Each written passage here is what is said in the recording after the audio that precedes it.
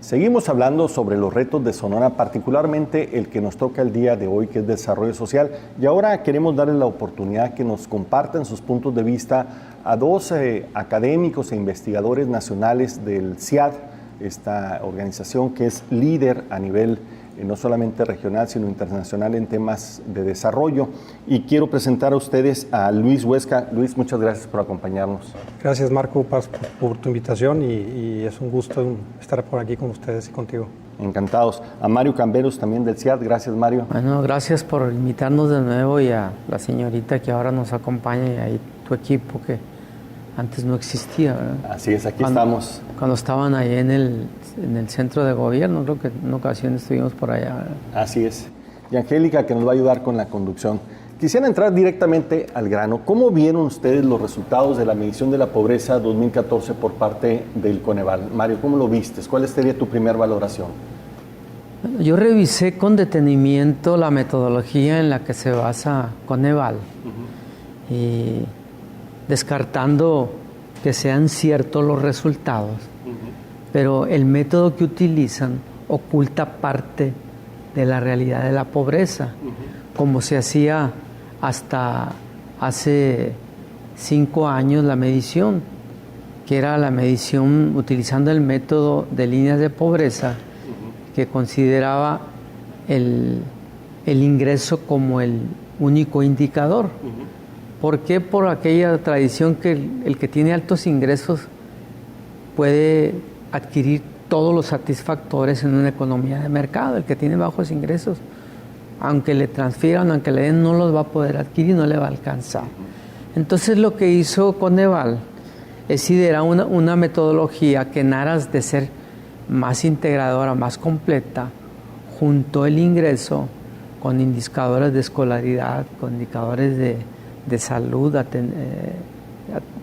pertenencia a un sistema Las carencias, de seguridad, o sea, las famosas carencias, y hace un masacote que resulta que ahora para ser pobre no solamente tiene que faltarte el ingreso de acuerdo a un threshold que le llaman, una línea de bienestar, sino que también necesitas tener 3 carencias o más para estar en pobreza extrema. Antes solamente con que no tuvieras el ingreso. Ahora, si no tienes el ingreso, pero no tienes las carencias, no eres. Claro. Eres vulnerable. Es inadecuado ese instrumento.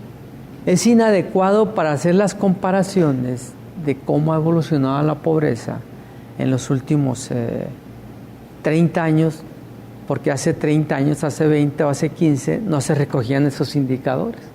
Ahora sí se recogen, pero luego se pone como el pico del nivel más alto de pobreza, el 96, y ya se ha visto cómo ha ido bajando al 2006, pero luego ha repuntado. Pero no ha repuntado tanto por esta forma de medir. Si se mide con el puro ingreso, no mejoró la situación. No mejoró de ninguna manera. Hay más pobreza alimentaria o pobreza extrema y hay más pobreza moderada o pobreza. Eso ya lo medimos nosotros, ya lo hicimos, con los mismos datos. Y eso me parece que es un buen logro de Coneval, pero hay que descontar todo lo que no había antes para poderlo comparar y ver cuál ha sido la evolución real.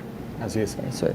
Luis, 2 millones más de pobres a nivel nacional, crece la pobreza en Sonora, la extrema se reduce. Datos pues que realmente hablan de un reto que no se ha terminado de abordar correctamente, ¿no? Así es, Marco. El efecto en general pareciera ser más o menos homogéneo a nivel nacional, pero el enfoque que ahora usa Coneval, que permite desagregar los impactos por estado y por entidad federativa, pues también nos permiten entrar al interior de poder captar ciertas diferencias, y por ahí nos da una información que también en línea con lo que comenta aquí mi compañero doctor Mario Camberos. La parte de ingreso es la parte más vulnerable, pero también esto está denotando los subconjuntos de pobreza que nos muestra esta metodología multidimensional. es precisamente los avances que se pueden haber dado y que vienen como de una inercia, yo así lo diría, como una inercia del sexenio anterior, o de los dos sexenios anteriores, y que tiene que ver con toda una década de estar tratando de cumplir con acceso a servicios, ¿no? Y esto es lo que vino de una manera u otra a amortiguar un poco los efectos de la crisis, incluso todavía se deja sentir. Muchos dicen ya salimos, Exacto. pero no se siente realmente si ya se salió de la crisis. Lo que ayudó nada más es a contener, no tanto a superar, ¿no? Sí, claro. De hecho, bueno, en la parte de lo que viene siendo Coneval nos muestra pues indicadores que también es parte de lo que ha marcado la ley de transparencia en desarrollo social. Y también tratarlo de homologarlo a evaluaciones internacionales, ¿no? Esto de la metodología multidimensional es algo que ha propuesto también el Banco Mundial y que se viene haciendo ya para muchos otros países, y esto permite también tener más puntos de comparación. Pero sí es cierto que puede llegar a ser un poco complicado interpretarlo, porque precisamente son subconjuntos de pobres los que tenemos ahora. Exacto. De un gran universo, pero algo que no se puede eludir es la parte del ingreso, y que Coneval mismo lo ha asumido, el hecho de no dejar de calcular la pobreza por ingresos. Y ahí es donde podemos observar la gran carencia, que en el caso de Sonora no hubo cambios significativos, porque así lo marca Coneval. Aunque se hable de una reducción de la pobreza extrema de 10.1 a 9.7, Coneval calcula estadísticamente ese cambio y calcula ahí un intervalo de confianza con una técnica estadística, y dice, pues sí es una reducción, pero no es significativa estadísticamente. Para otros estados sí lo fue. Me parece que es el caso de Chiapas, en donde hay un cambio en el número de personas, o sea, es absoluto y relativo, ¿no? Tanto Exacto. El porcentaje como el número de personas. En el caso de Sonora, los miles de personas en menor pobreza extrema, pues el caso de Coneval nos dice que es un cambio pues de 10.1 a 9.7, no hay una significancia estadística. Entonces, bueno, trajimos unas gráficas, un material ahí que no sé si en un momento más pudiéramos pasar para poder observar. ¿A qué me refiero con esto de los cambios estadísticos que hace Coneval? Son gráficas que no pone, que de hecho Coneval no las calcula. Coneval solamente calcula el punto, si ven hasta el lado derecho del eje vertical, el eje Y o vertical, tenemos un punto en donde topa la línea de pobreza, que es la línea de pobreza de bienestar, poquito más de 2.500 pesos per cápita del año 2014, específicamente del mes de agosto.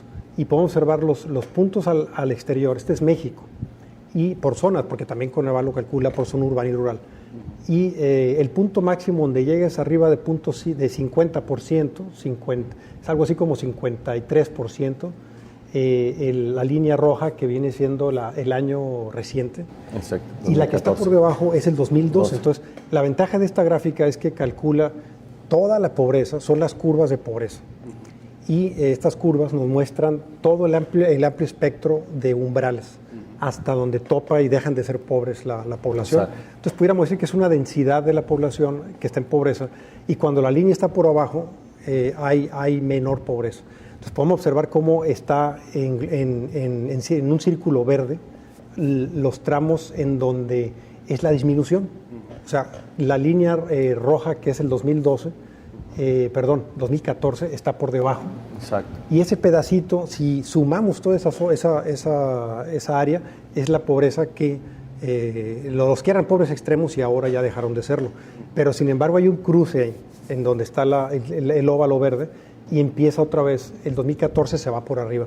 Quiere decir que a partir de ese umbral, que son unos 1.300 pesos, dejó de tener impacto toda la política social. Claro.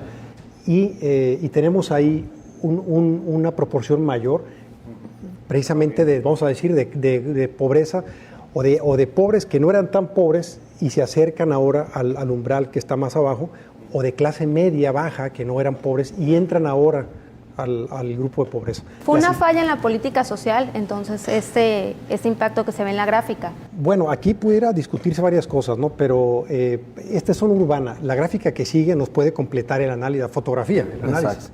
La gráfica que sigue, por favor, nos muestra vamos a ver cómo va a cortar en un umbral menor, en 1.615 pesos, que es el umbral para zona rural. Y se observa cómo están como encimadas las dos líneas. Exacto. Para los más pobres, los pobres de los pobres. Y luego empiezan a separarse, en donde es muy claro que en la zona rural afectó más la pobreza y la política social o los programas tuvieron menos impacto ahora en estos 2 años en las zonas rurales. Entonces, lo que nos dice que la focalización se ha enfocado más en las zonas urbanas, en esta descomposición de la pobreza, pero cómo es tan claro que en la zona rural, una razón pudiera ser la reforma fiscal, ¿no? Que en los patrones de consumo de los hogares en zona rural vino a impactar de mayor manera el IVA, sobre todo. Sí. El IVA, ¿no? Entonces es una de las razones. ¿Y Sonora? Y aquí ya tenemos Sonora. Entonces al traerlo a Sonora pareciera que es un poco más claro para la pobreza urbana, cómo la línea del 2014 está por abajo, lo que significa que tuvo un mayor impacto en todo el espectro de umbral. Y un poco ya cercano al donde dejan de ser pobres, alrededor de arriba de 2,000 pesos, se cruzan las líneas. Entonces ahí pudiera ser también, pues se habla de como comenta la compañera, un posible error de focalización o de una excesiva focalización de programas en la parte baja, pero sobre todo de los programas federales. Exacto. Diríamos así. Pero si quieren ahorita discutimos esa Exacto. parte, ¿no? Y aquí está la zona rural, en donde la zona rural vemos cómo la curva de la pobreza está por abajo, ¿sí? El 2014, y luego se cruza, o sea, ahora tenemos más nuevos pobres en Sonora, pero en la parte rural. Es lo que nos está diciendo este diagnóstico.